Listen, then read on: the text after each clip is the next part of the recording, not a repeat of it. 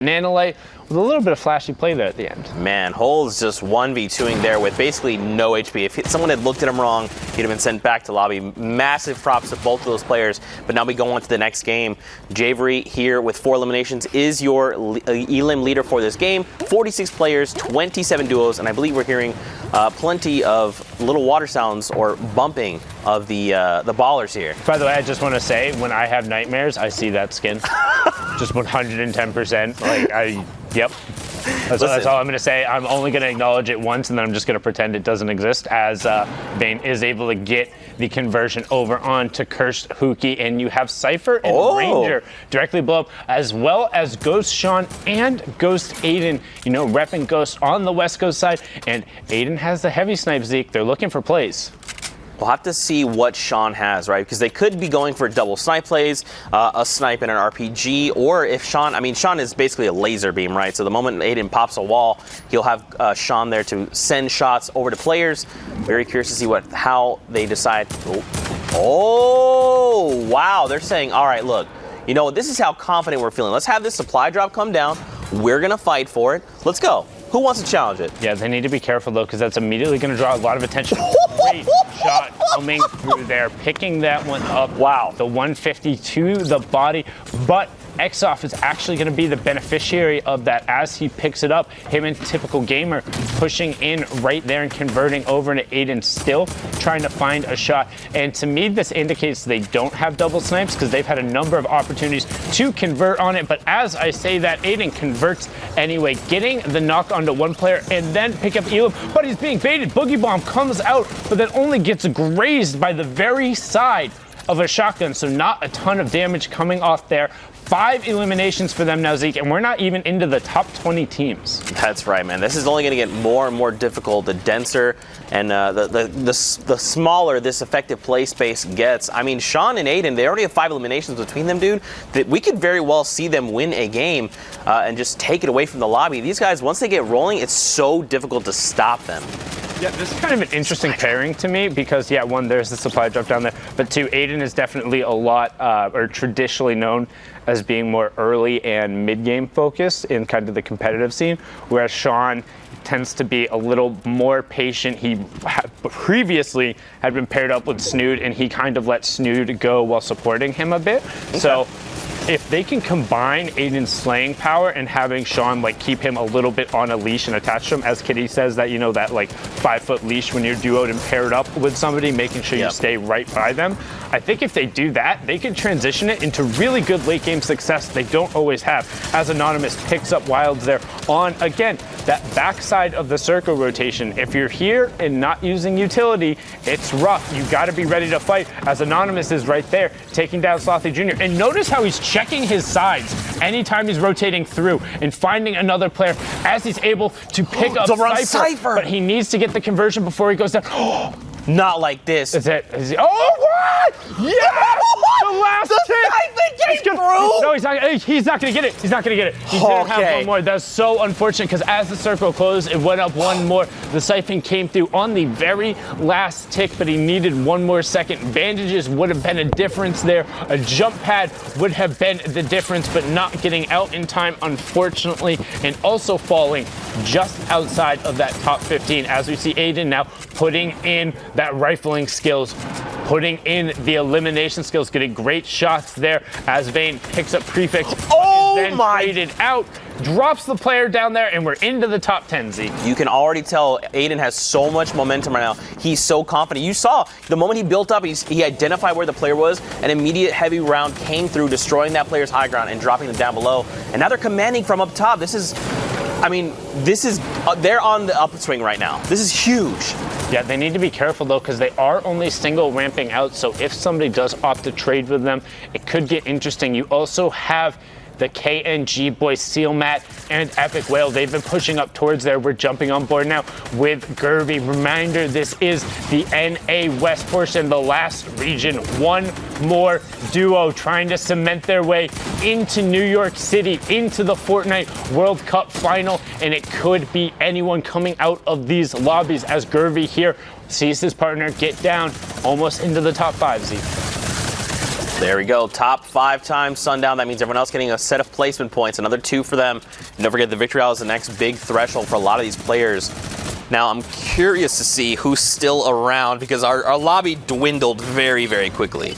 Yeah, I know you definitely have KubeKubee hanging out down there. You can see him on our screen. Still have the Ghost Boys up on the high ground, KNG on the middle tarp, and then it's SNA, KubeKubee, and one other solo rider there. Missed who that was at the last second. I think that was actually Aiden. Aiden got, so this is what I'm talking about. In that kind of late game situation, you can't afford to go aggro unless you have your partner 100% supporting you. Sean, nowhere to be seen right now as Bro Corey gets picked up. Sean on the mid-ground tarp. SNA going down. So now Sealmatt, he picks up an easy conversion over onto Sean. So now Sealmatt for KNG has ultimate high ground. He was able to take it away. KubeKubee goes to challenge, hits the side of the lip and is able to fall down, but has no more mats. He's just pushing out the side, trying to find whatever shots he can, trades it out, but Sealmatt in the top right-hand corner from the high ground. 6 eliminations, 4 for his partner, Epik Whale. That's the victory royale. That's 20 points, and there's a reason they're pushing towards that top 10 on the leaderboard. That's right, man, but do not forget, even more Fortnite action to be had. You know us, the action does not stop and we never sleep. I don't even remember what that is. We see a great stinker coming out, just absolutely terrorizing the potato squad right now as Synergy's hot high coming through. I hope Fat Angry Potato and Big Angry Potato. Both are angry potatoes. Potato?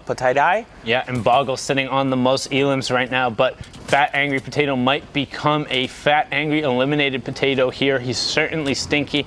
After the stink, was able to put some pressure down on him, but can he get out of this tight situation? Doesn't want to end up as a pack of French fries here, doing everything he can to be a real potato still, but Hothy is having none of it. You see him constantly pressuring this wall, and they need to make him take advantage of this being a 1v2 situation as they get some chip there, but the Fat and Angry one does go down, trying to get cover onto him now as his other potato partner is covering the box. They know there is a rotation coming in soon. Can't stay up for that long. Gets the brick replacement in. Opts to try and back off one wall, but still not able to get the ownership. Still just Hottie really wants this. He needs this. He knows that these are big points if he can convert on that. Gets one swing off on him. This puts a little bit more. But Bexel had time to come over now. So now they're using the pincer, going over and opts to rift out. So the Big Angry Potato did get out of that situation for now. Fat Angry one going down. And Keats Potato. What's up with all the potatoes, guys? We're on NA West. Come on. They said, you know what, Zeke and Sundown are going to cast games? All right, let's just all change our name to Barcodes and Potatoes. That is the Easter gag for today. Chris Clips here, going to make his way into this box. Nothing there. Someone has an RPG. Can he get the follow-up? Zero goes down. There's still another player here. It's not going to be enough. Nope, converted right there by Limon Chow. No problem. Oh, you see the pinata on the right side there coming down. All the loot. And yet loot obeys the rules of physics, will slide down most of the time.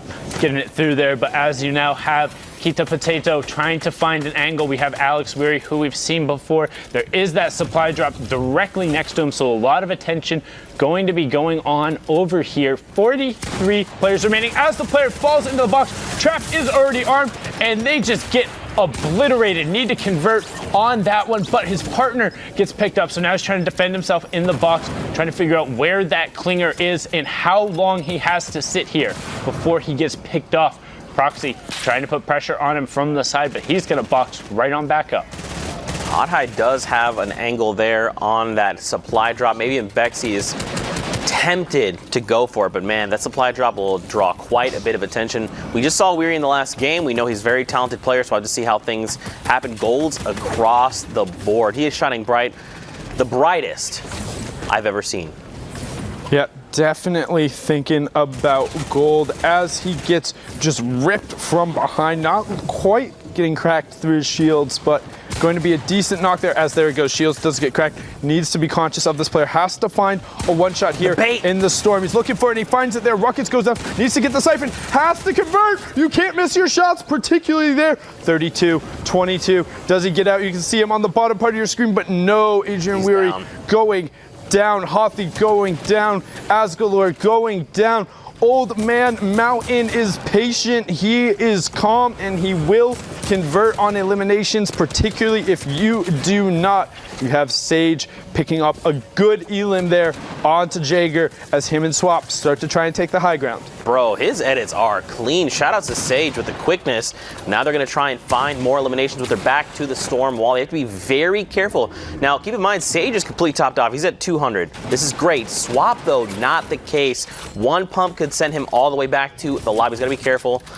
He does have the 6 mini sack. He could pass his way. I'm hoping that kind of happens. Maybe he has his own minis. They need something, though. Yeah, it looks like they're trying to get a material swap off. They did cut mats in half, which was very good there because Sage was hurting on it. Swap had enough there. But now we're going to jump on board with Shortings, who's on that ultimate low ground, utilizing the baller for that extra rotational ability and the shield. As soon as you start getting chipped, just jump right on in it. No critical strikes there. Don't have to use your mats. Do need to be careful about that, though, putting yourself into the storm. There is that 1 second delay, and Shortings decides, nah, time to play some real Fortnite. Gonna jump out of the ball. Only Zaytan still rolling around. Otherwise, we're all moving on the map, Zeke. 12 duos remaining, 17 players left. That number is quickly falling, especially as we're going to get the next circle here. It looks like we're going back toward the Lazy Lagoon north side. We see players going down left and right. Again, top 10 is another placement threshold.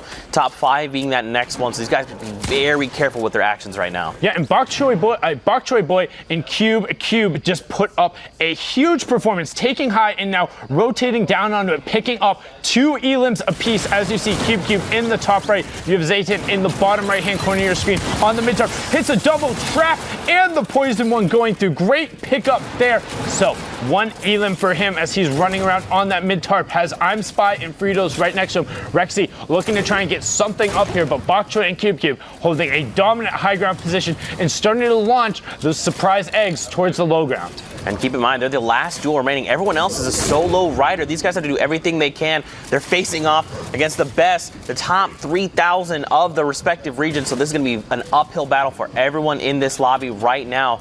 This is coming down to the wire. We see Frito go down there in the low ground. Spy looks like he's sliding alongside there. Maybe have to go against Rex Fizzy and Cube and Bok Choy Boy coming down now. While Zaytan still holding that mid-ground tarp. And looks like Spy gets cracked there. He's going to be sent back to lobby. And those were just the grenade launchers thrown from the high ground. We talk about how good it is to just dump those into these really tight spaces. You can pick up elims. But unfortunately, again, split challenge. Bok Choy Boy goes down. Zaytan picks that one up, but KubeKubee says, I got the high ground. I'm closing this out. There will be no monstrous clutches here. I am the monster. 9 eliminations, victory royale. 19 points coming out from that match. They have to be happy with that, but I'm also happy to see the smiling face